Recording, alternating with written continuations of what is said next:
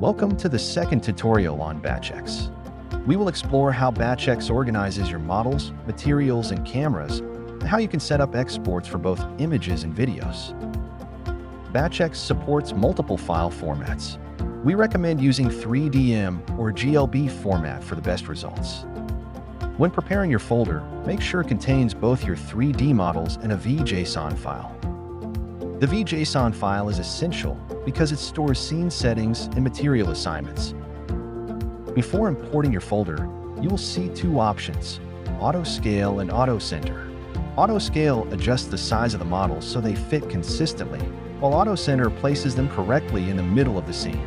If you prefer to keep the original scale and position from your 3D software, you can disable these options before importing. Now let's load it into BatchX. Drag and drop the folder into the import area on the right. Once the folder is loaded, all models appear in the Folder tab. Clicking on a model shows its preview in the viewport. Each model has a checkbox on the right. If the box is enabled, that model will be rendered. If it's disabled, it will be skipped.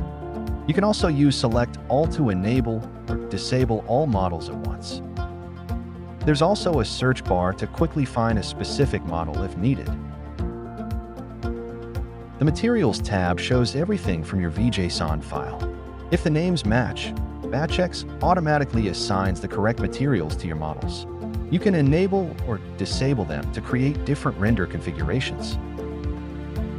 The Cameras tab lists all the camera views from your VJSON file.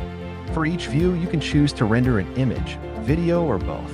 You can also preview the view to confirm the angle before rendering. Ground pose is a feature that lets your models rest naturally on the floor. You can create a pose directly in BatchX. The distance setting controls how close or far the camera is from the model. Latitude tilts the view up or down, while longitude moves it left or right. Positive values shift the view to the left, and negative values to the right.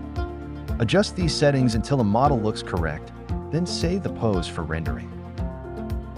Next are the export options. For images, you can set width and height. Then you can adjust the quality. The maximum quality is 32, but 16 is usually the most efficient balance. Then choose the format, JPEG, PNG, or WebP. For videos, you will see additional settings. Width and height are the same as for images, since they define the resolution of the output.